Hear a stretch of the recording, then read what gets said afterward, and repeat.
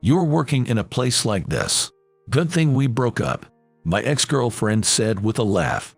However, her smile was clearly forced. I wanted to ask about her expression and the bruise visible under her hat, but my ex wouldn't tell me anything. Still a loser, I see. Instead, she just kept talking and laughing, still with that fake smile on her face. As I was wondering what to do about my ex's behavior, that's when it happened. Oh my, you really don't know anything about him, do you? She must have been listening to the conversation while cooking. My childhood friend and partner, who had been listening while cooking, started telling my ex about me. That's not true at all. My ex was flustered. Right after that, something happened that we didn't expect. Nick Johnson, a 28-year-old man who runs a food truck selling boxed lunches. By the way, I don't run the food truck all by myself. Nick, I'm done prepping over here. Thanks, Emily. A woman the same age as me helps out. Thanks to her, I'm able to enjoy making the lunches. We usually operate the food truck on a certain university campus. Let's do it in front of the station at the park today. Agreed. It's a holiday today, so there'll probably be a lot of families. However, it's currently spring break season, so there aren't many students coming to the university. That's why we're operating in a different location. Around this time of year, we often operate in parks where a lot of people, especially families, come to play. In addition to us, there are also food trucks selling fried chicken, bubble tea, and more. Looks like it's gonna be busy today. Jer, let's do our best. Since today is Saturday, there are even more customers buying our lunches than usual. One serving, please. Yes, coming right up. For example, a small child with sparkling eyes comes to buy a lunch with their allowance, probably given to them by their parents. Upon receiving the lunch, they carefully hold it so as not to drop it and run back to their parents. And then there are others. Hey, which one do you want, wheat? I'm torn between this one and that one. Then I'll buy this one and you get the other. That way we can trade and eat both. Okay. A high school-aged couple discussing and deciding on their lunches together. It's somehow heartwarming to see them happily eating together on a bench. They all look delicious, don't they? They sure do. Which one do you want? This one. A child and their mother, smiling and giggling as they pick out a lunch. Many customers buy our takeout lunches. It's a bit busy, but seeing everyone's smiling faces as they eat the lunches is healing. They all look like they're having fun. Watching the kids happily running around the park, I'm reminded of my own past. I was born and raised in a very ordinary family, just like the kids I can see from inside the food truck. Hey, Nick, don't go too far. Okay, there was a big bug over there. Oh my, Nick, you're such a rascal. I was a kid who'd have my parents take me to the park, where I'd run around chasing balls and bugs. My parents watched over me with a smile. They were the kind of people who weren't too lenient or too strict, and let me do what I wanted. Nick, over here, coming. I was blessed with friends too, and lived happy days. Raised in an environment with a good balance of freedom and restraint, I had a happy life with no complaints, nothing special. However, during the period between elementary and middle school, that happiness fell apart. What? Mom has cancer. Dad worked at a regular company, and Mom ran her own eatery, but suddenly, she was diagnosed with cancer. Mom's gonna get better soon, right? Yeah, I'm sure. She'll be back to making lunches in no time. Contrary to our wishes, she passed away in the blink of an eye. We lost a precious person. Yeah, it's sad to think we won't be able to eat her food anymore. Not only me and Dad, and our relatives, but also the regulars at the eatery shed tears over Mom's sudden death. We won't be able to eat that exquisite burrito anymore. The burrito, which I loved since I was little, was also the eatery's main dish, and there were many who loved its taste. However, only Mom knew the recipe. With Mom's passing, that recipe was lost. We can't make that flavor without the recipe. So this is the end for the eatery. As a result, Dad decided to close down the shop. The eatery closed, with many people sad to see it go. Nick, I'll leave your lunch here. Oh, yeah. Thanks.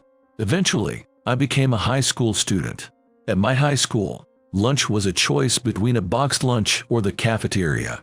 You don't have to get up so early every day. There's always the cafeteria. Don't say that. Besides, the cafeteria is expensive. Saying that, Dad made me lunch every day. Even though he had work early every morning, Dad never failed to make lunch. That said, the lunches Dad made weren't fancy, but had a very manly, rugged feel. Nick's lunches really have that made by a man vibe, don't they? I won't deny it, but this is plenty for me. Compared to my lunches, the other students' lunches were more elegant. Not just in taste, but colorful too. However, I didn't feel envious of them. The lunches Dad made may have been rough, but I could feel the definite love of a parent in them. That's the kind of lunch they were. I like you, Thompson. Please go out with me. Yes, I'd love to. At one point in my second year of high school, I got a girlfriend. Her name was Sarah Thompson. She was a cheerful and lively girl, the complete opposite of me, who was more on the quiet side. Attracted to her brightness that I didn't have, I confessed to her, ready to be shot down. As a result, she said yes. Hey, Nick, is it true you're dating this Sarah Thompson? Huh? Oh, yeah, it's true. For real? That's kinda unexpected. Since Sarah was popular, the rumor that we were dating spread in an instant. Many were surprised at the unexpected combination of me and Sarah. Well, you did say you liked her, so good for you. If it's Nick, he seems like he'd cherish her, so you might unexpectedly be a good match. However, everyone congratulated us, especially my childhood friend, Emily Davis. I can't believe someone like Nick got a girlfriend, she said, saying something rude while being moved. Then, half a year after we started dating, your lunches are always kinda similar. Do you make them yourself? Sarah asked me that while looking at my lunch. I immediately denied it to her. They're handmade by my dad. I can cook. I told her up front that I was bad at cooking, and that it was my dad's cooking. Then, she said in a somewhat cold tone, even so, your lunches always look so delicious, Sarah. I do put some effort into them. I make them all myself. What? Really? That's amazing, Sarah. A little while after that, it was time to decide our future paths. Nick, what you gonna do after graduating high school? Well, I'm thinking about something. I decided to get a job instead of going to college. The reason was simple and clear. I didn't want to burden my dad any further. What? During lunch break, sitting on a bench in the school, I talked to Sarah about my future plans, just the two of us. When I did, her eyes widened in surprise. Wondering why she was so surprised, I looked at Sarah's face and saw that she had an expression of displeasure I'd never seen before. Sarah, what's wrong? This is the worst. In response to me, who asked out of concern, she said that in a cold voice. So Nick, you're gonna be a high school graduate. That really sucks. Her voice was lower than I'd ever heard, and I was so baffled I couldn't say anything. Sarah glared at me like that. Annoying. I thought you seemed serious so you'd go to college, and I was dating you with expectations for the future. Can I have my time back? This is seriously the worst. Sarah, calm down a bit. Sarah suddenly started flipping out like that. All I could do was be flustered. You're not going to college. You can't even cook. What a loser. Let's break up. Get out of my sight. Sarah spat that out and quickly left. I could only be stunned, unable to stop her or say anything. After that, no matter how many messages I sent, I was ignored. She probably blocked me. I guess this is the end. I didn't have the courage to talk to her directly, and our relationship ended ambiguously. After that, nothing happened and we graduated. I ended up remembering something unpleasant. Muttering that with a laugh, I continued serving customers. Around lunchtime, the line becomes insanely long, so I don't even have a moment to catch my breath. Welcome, thank you for waiting. May I take your order? With great effort, I greet the customer at the very back of the line. The customer is a young woman with a baby strapped to her back. Also, next to her stands one small child. 3 of the A sets. The woman orders in a small voice. She places $40 on the tray, and I hand her the $4 change. At that moment, I notice bruises and what look like burn marks on her arms. She's wearing a hat so it's hard to see, but when she happened to look up, I saw that she also had a bruise on her cheek. Inwardly worried if she's okay, I observe her to an extent that is intrude. As I did, I somehow felt like I knew this woman. It bothered me, so I froze a bit in the pose of handing her the change. The woman called out to me, looking puzzled. In that instant, I realized who this woman was. No matter how you looked at her, this woman was Sarah Thompson. Sorry if I'm wrong. Aren't you Sarah Thompson? Huh? The woman stares at me intently at my words. Are you, Nick? And her eyes widened in surprise. However, she immediately became wary of her surroundings and shrunk back. I found that reaction somehow suspicious. Can I have a moment? I have something cooking. Oh, sure. Part of the lunch set is still cooking, so it'll take a little time. I left the cooking to the woman helping me and decided to talk to Sarah in the meantime. It's a bit awkward after the way we broke up. Huh? You're working in a place like this. Good thing we broke up.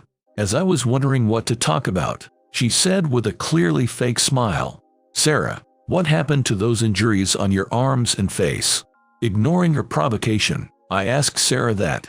Then, she made a sullen face.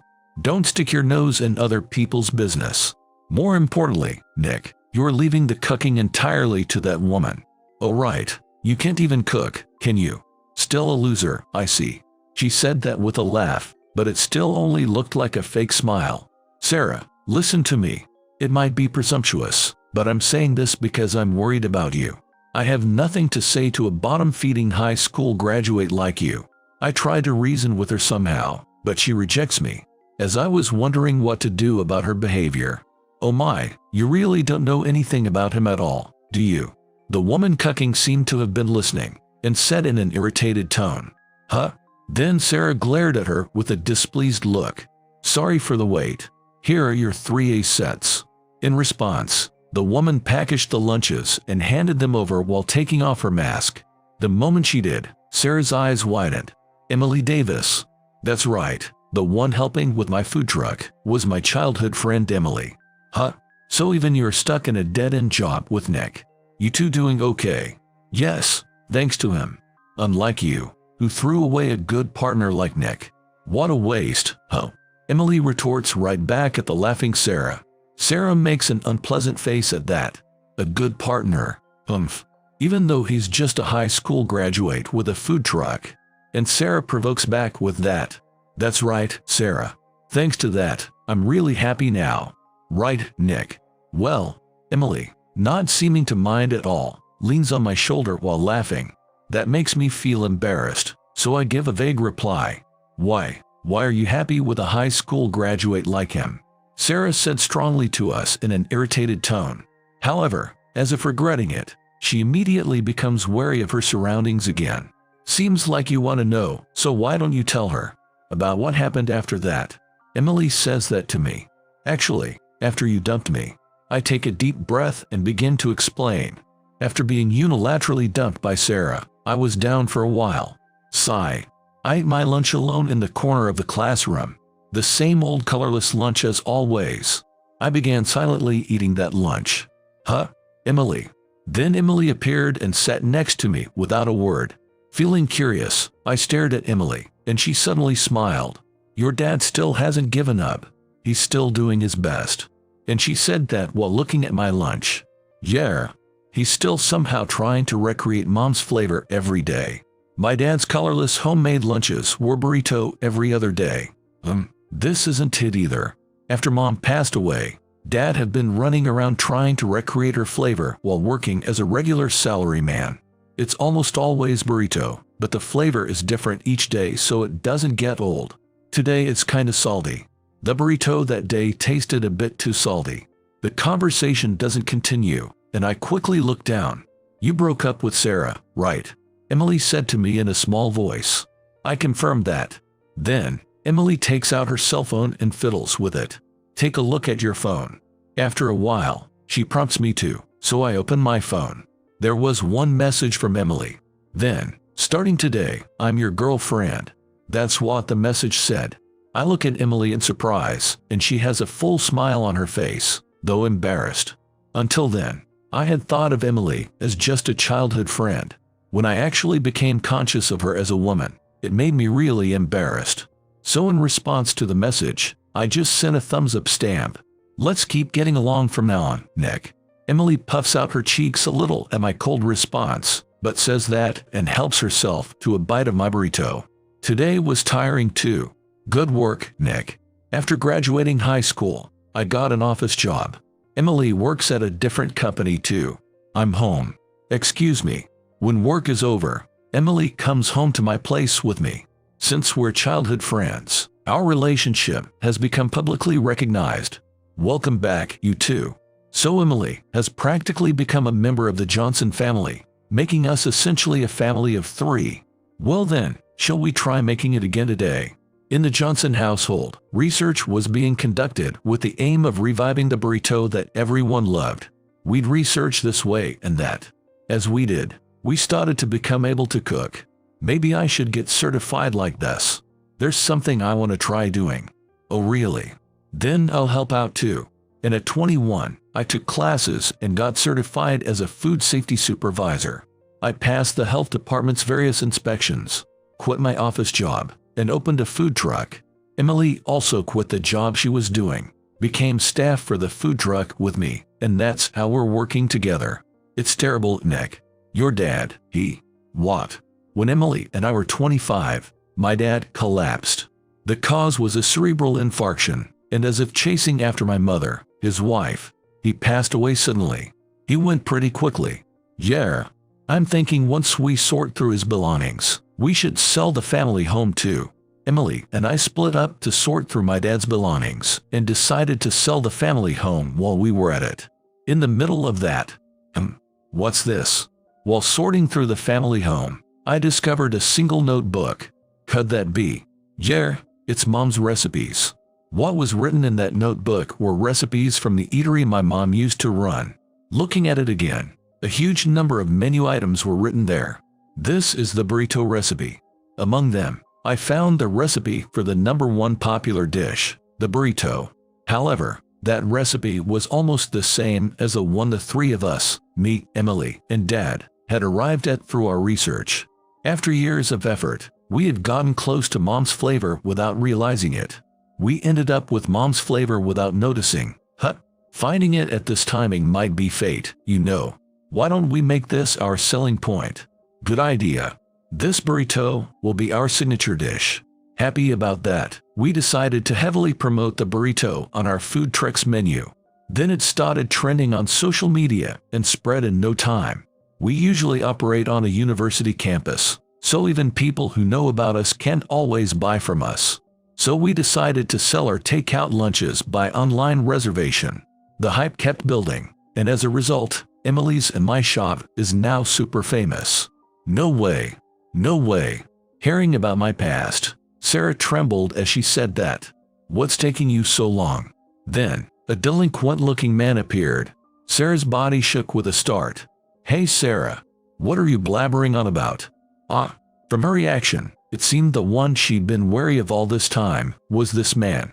Sarah, who is he? He's my husband, Sarah said in a small voice, sounding scared. He was wearing sunglasses and smoking. Excuse me, smoking is prohibited in the park. Seeing that, I instinctively warned him. Then, he snapped back. It's got nothing to do with you. The man seemed irritated that Sarah wasn't coming back at all. But it's the park rules. Even when I said that, the man kept smoking. Not only that, he even started kicking the signs and truck. Sarah and her children looked frightened of him. I see, so that's what's going on. I instantly guessed the reason for the injuries on Sarah's arms and face. Please stop. Shut up. After that, we repeated a pointless sex change for a while, somehow buying time. Eventually, the police I was aiming for arrived on the scene. Actually, when the fight started, there was a man watching the tragedy unfold from behind the food truck. When I signaled to him with my eyes, he nodded and called somewhere. That call was to 911, which is why the police came rushing over. We received a report that someone was kicking a food truck. I didn't kick it. I didn't do anything. When confronted by the police, the man immediately denied it. You don't have any proof anyway. We do have proof. And if you look at this, you'll understand. I said that to the police and took out a camera from above the order window.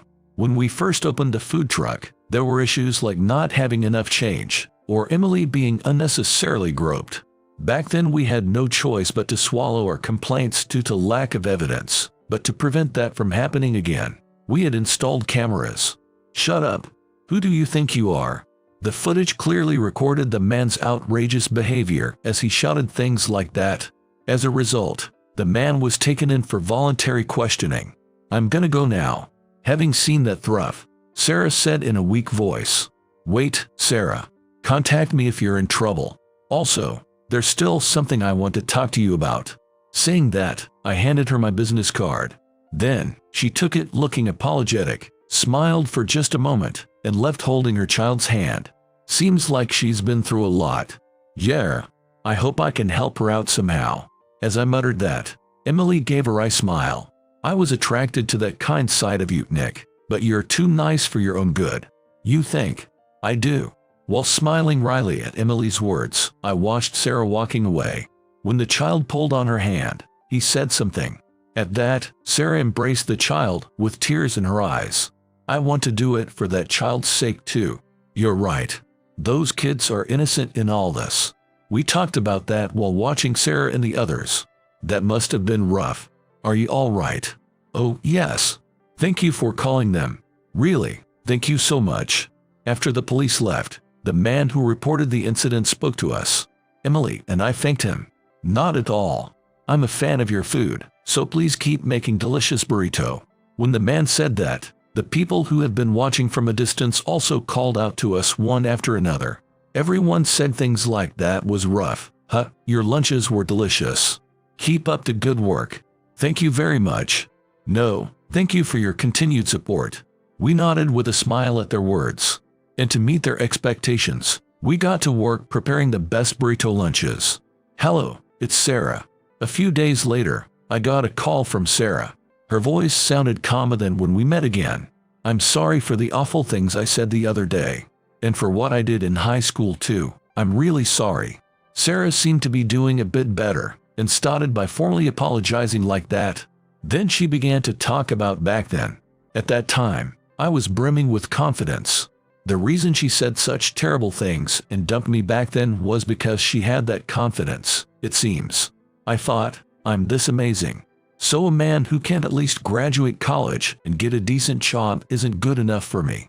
In reality, just like her lunches, her cooking skills were amazing. Plus she was good at studying and beautiful too. That's probably why it led to her being conceited. Well, you could call it youthful indiscretion. I'm not bothered by it anymore either. After listening to her story, I decided to forgive Sarah. After that, we reminisced a little about our time dating. By the way, what did you want to talk to me about? Then Sarah asked me that. Oh, right. Actually, I told her there was something I wanted to ask of her. Huh? You want me to do it? I want to ask you because it's you, Sarah. She asked again, sounding unsure.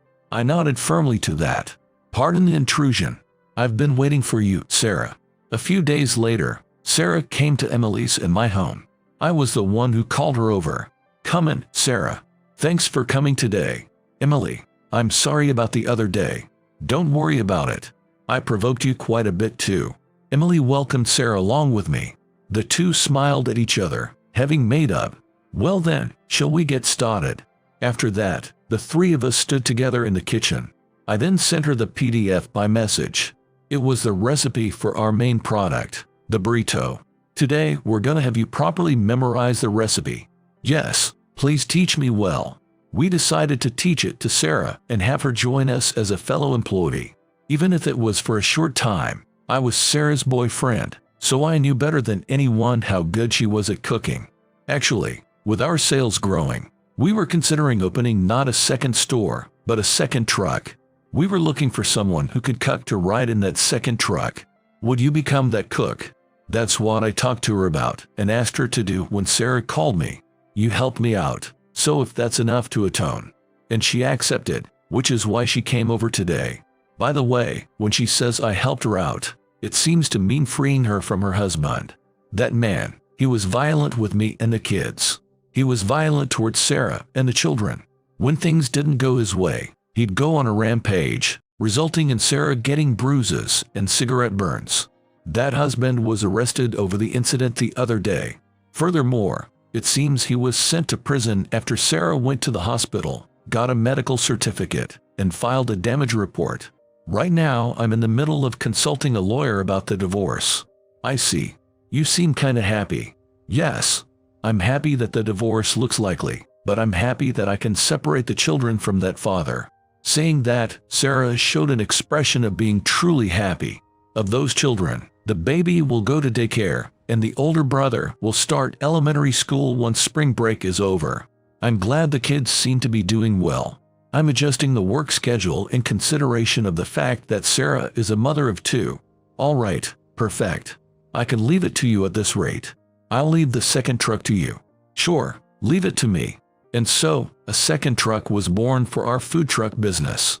We hired one more woman and decided to leave the second truck to Sarah and that person.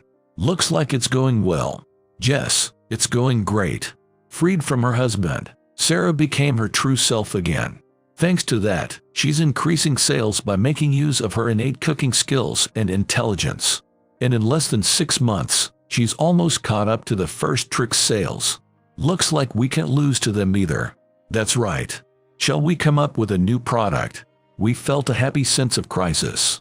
And we devoted ourselves to developing new products and improving the burrito day and night. I'm nervous after all. One night, I was nervous even though I was at home after work. What are you nervous about? Whoa, that was close. I stood in front of Emily while being careful not to drop the small box I was hiding behind my back.